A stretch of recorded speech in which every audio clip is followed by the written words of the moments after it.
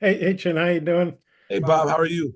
I'm good. Hey, I was wanting to ask you about uh Zavonimir. Hope I'm saying that right. You guys Zavon, obviously had yes. him. You guys obviously had him at Kentucky. You got him now. How'd you think he played the other night? Maybe how have you seen him progress from last year to right now? He's trending in the right direction. You know, I always challenge Z. I think that Z could be better. I think that his best basketball is still ahead of him. And obviously we need him to mature.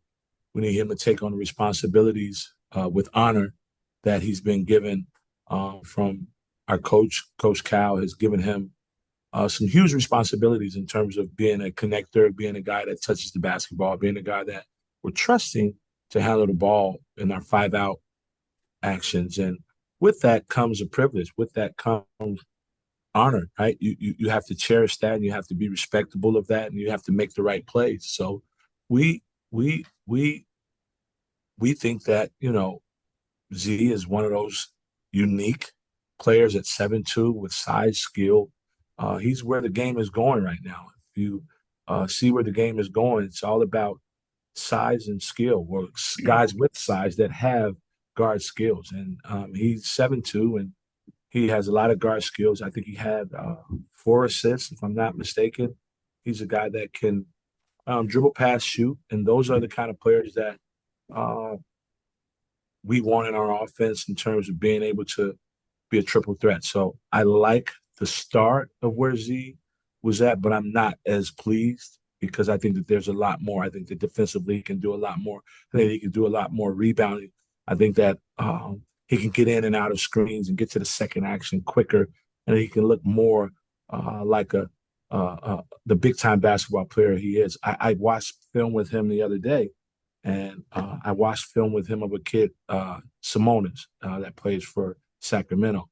And in that film, I wanted him to see how quick this guy is into actions and how quick he gets out of stuff and gets into stuff, how he hits every single time. And he's always thinking about the next play, the next play, the next play. And that's what makes him an all-star. And I'm not saying Z is Sabonis, but there is some Sabonis-like skills in his game. And we just want Z to be the best version of himself. And he's trending in that direction. Is there something in particular you'd like to see him do against TCU, or just keep getting better?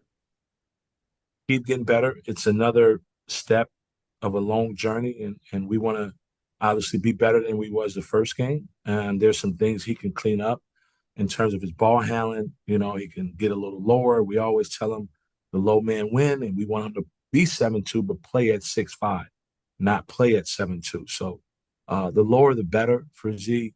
I want him to obviously rebound better, protect the rim better. There's so much more he has that we want to try to pull out of. Thanks. I might have a couple more. I'll turn it back to Mike. Thanks. Anthony. Hey, Chin, hope you're doing well. I guess just the first question would be, where's Jonas at? You expect him to play on Friday, and and if not, just kind of what do you kind of expect him to bring when he is available to play? I think that that's up to our medical staff. He's working extremely hard to get back on the floor, to get back to playing the game he loves. It's something that he said to me yesterday. Uh, he had a workout yesterday, looked a lot better. I think he's coming along, but I think that our goal is for everybody to be healthy by our first game, right? Um, these games are very important because they're opportunities for us to play against a different opponent, and we would love to have everybody fully healthy right now. But I think that the main thing is for everyone to be healthy by the beginning of the real regular season, and that may or may not happen. But I think we're close, and I think he's chomping at the bit to try to be available for us at the beginning of the season. But I think that he's close. But our medical staff, Matt and the doctors, are doing a really good job of strength conditioning coach D. Rich. They're working extremely hard to get him and have him available. And then speaking on Boogie and DJ, especially when they were sharing the floor together, they worked really well. I think DJ looked pretty good in the kind of in a non or an off ball role. Just how much have you kind of worked with him in that kind of role, and how have you kind of seen those two kind of develop together? Well, I think that for practicing with five guys for a long period of time, those five guys got to really know each other really well. And DJ and Boogie got to play off of each other and learn how to play off of one another really real during that time. So I think that that time didn't necessarily hurt us that we didn't have the other guys. It helped us in some ways. And one of those ways was that we were able to put those guys on the floor and they were able to get a huge amount of reps together in terms of what we want to do, how we want to play. And so you saw the byproduct of that in that game in terms of how we looked in practice with just those five guys. We were able to get some out of that because we have our player development staff with our GAs are able to give us a great look in terms of not obviously a high level college game, but they were able to give us a good look, and those guys were able to compete against them and kind of play off of each other. And DJ is a really good player, so DJ was just DJ. Um, he we know DJ, and so we've had him before, so that didn't surprise us. I think that Boogie is new to everybody else. Nothing he did surprised us as a staff, as our program, because we see these guys every day, and we work with these guys every day, and we train these guys every day. So Jackson. Yeah, my question is very similar to what Anthony just asked, Coach. Is Boogie at point guard and DJ at shooting guard? Like, I mean, is that something that we're trying that out again with in Boogie's first game, and how much can those two kind of flip between those roles? a lot of our parts are interchangeable. So from Boogie to DJ, they're both the same kind of parts, and as well as Adu when he's out on the floor, as well as Nelly. We challenge our guys that if you want to be the point guard, stick your nose in there and rebound, and then you can initiate the offense in terms of hit aheads, in terms of pushing, in terms of getting the drag, in terms of getting us in our secondary level of offense. So if you want to be that person and rebound, I think that all of our perimeter guys are pretty much all the same. So the fact that you're saying that Boogie is a point guard, Deej is a point guard, we like to say that we have playmakers on the floor, and it's not necessarily uh, labeled by who brings the ball up because sometimes you're going to see bring the ball up, and then does that mean that Z at 7'2" is our point guard? No, that means that Z is a playmaker, and the more playmakers you have on the floor, the better you are. We last year had a bunch of playmakers at our last place. We averaged, about 20 points a game. We scored 100 points, I think, 7 times a game. And when the ball moves, right, there's energy on the ball and there's ball movement, player movement. You're going to get good shots, but you can't do that if you don't have multiple guys on the floor that can make plays, multiple guys on the floor that can dribble, pass, and shoot. And so that's what we want to put on the floor, whether it's 1 through 5. I don't know who the point guard is. It depends on who brings the ball up, who rebounds it, who making the plays, and we have several guys that can do that. I know it might have been forced because of Jonas's injury, but you guys played a lot of quote small lineups, I guess, against Kansas with only one real big guy in there. Just what do you think of those sets, and how much can that maybe be an X factor in the regular season? I think that we're big. So when you say small lineups, it depends on we play positionless. So maybe the way you're looking at it, Jackson, is we play small, but for us, because we play positionless, we're not small. If you have DJ and Boogie at the floor, you got 6'3", 6'4". If you got let's say if you got Carter on the floor, you got Billy on the floor, that's 6'6", 6'7", and then you got 7'2". So we feel like that's a pretty big team, right? A little bit different than what we had last year. We had some smaller guards that put us in some different situations in terms of switches and small sizes and what we can do in terms of our defensive schematics, twirling, which means switching. Then we have to scram, which means that if we switch a guard on the big, then we got to switch a wing on that big so that we can get back to bigger guys. But we have a team right now that we like the size of our guys. So we can play TB at the 4, we can play TB at the 5. Again, that's that positionless thing we keep talking about. We got multiple positionless kind of guys. We can play Z, of course, at the 5. Z has 4 skills. Jonas, of course, when he comes back, his whole campaign until he's able to play has been to be more of a guard and be able to play out on the floor and do the things that we do as a team, opposed to what he did at Tennessee, where he ducked in the whole time. He was on the block, right? And he didn't play out on the floor as much as he would have liked to. He did some, but we've kind of tried to expand his game. So again, We want to have more skilled guys on the floor, whether you're 6'9", 7 feet, 7'2" to 6'3". The more skilled guys, the better. Thanks, Coach. But Yeah, Coach, you brought up Nelly there for a second. I'm curious how much of his performance the other night was maybe just him knocking the rust off, having, been out with the injury, and how did he handle, body language and everything like that, despite, maybe not scoring as much as he probably would have liked. Unbelievable. Unbelievable. If you noticed, Nelly is a veteran guy, and he was an example of what we want our young guys to be and to do on the defensive end.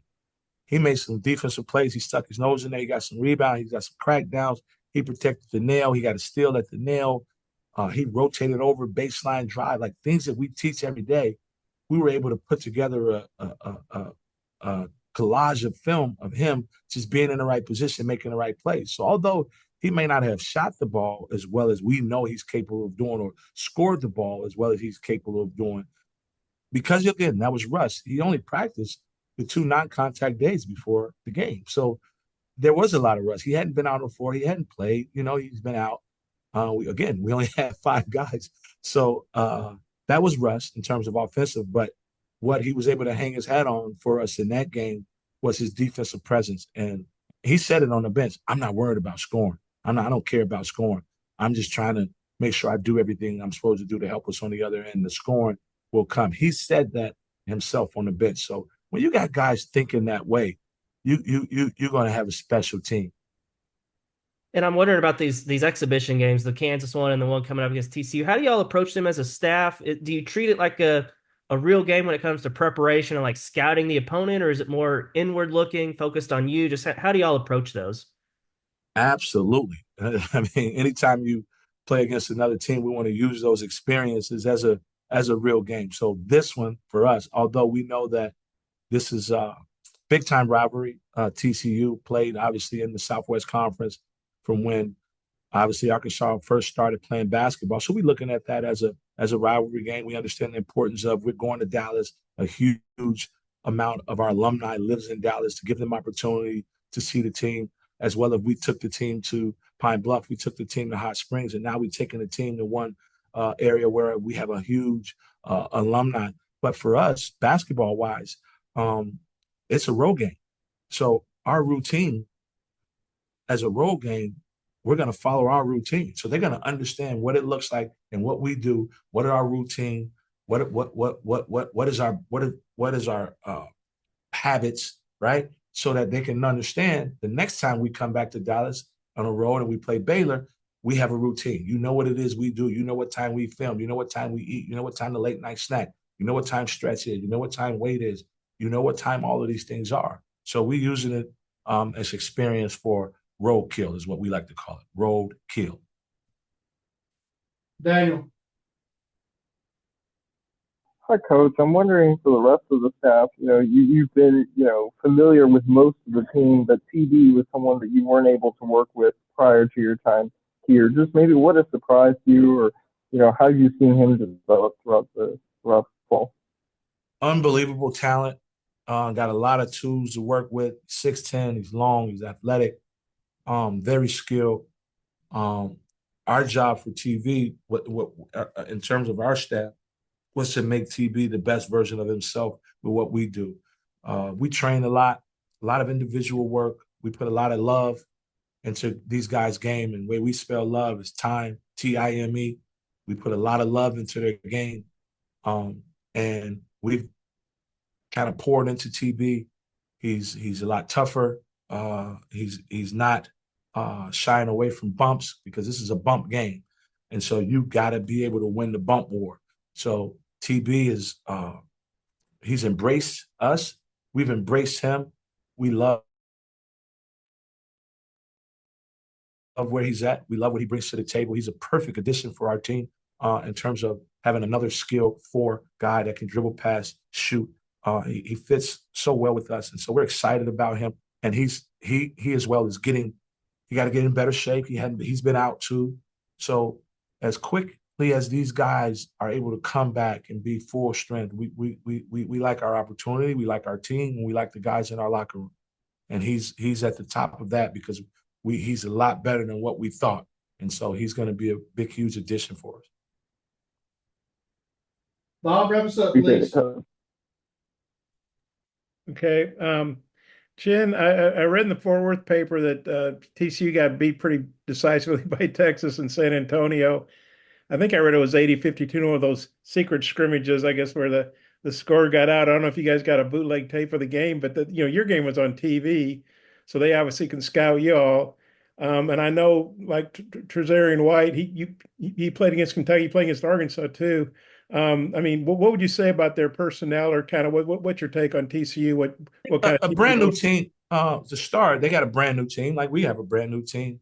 They only returned probably one player, I think, and that's Uday. I hope I'm not botching his name, and he was a transfer from Kansas, and everybody else is pretty much new from a team that had 5 fifth-year seniors last year that went to the NCAA tournament. So they're new, but again, we don't take anything for granted in terms of how they performed in their first game, right? They're going to be better in their first game against us, being that it's their second game. And also, again, you're right. They watched us on film.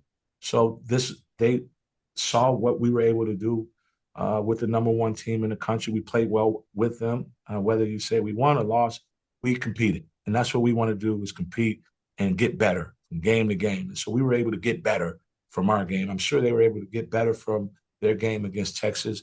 We have been able to do some advanced scouting. So we have some material that we're going to use to put a game plan together for them. And for us, again, we want to win every game. We're not doing this for funsies, but we also want to win or learn, right? And so if we get the opportunity to play TCU and we can win and or learn, well, we've done our job going up there to play TCU in Dallas. And say White's a guy you all personally played, and he had a heck of a game against Arkansas too, if I recall. Just what do you think about him as a player, having faced him last year? Really good. I thought that he's a really good player. He had it going against us. I'm not sure how he played against Arkansas last year. He had a good game against Kentucky last year. So he's someone that's on the top of our scouting report because we've seen him, right? We've seen him do it before against us. He's a undersized wing forward who's very athletic, capable three-point shooter, really good driver, just a good player. And so we know what he did against us, and our challenge is for that to not happen again. And there's guys in our locker room that are already talking about that because they know what he did against Kentucky last year. So we want to make sure that he doesn't do that against us in that game. But we got to do a good job on everybody. We don't know him, so we guarding everybody honestly as a good player. We're not taking anybody for granted. We want to make sure that we are connected defensively, that we know what our scheme is, that we know what our rules and our principles are, and we want to stick to those unless we have to change them in the game.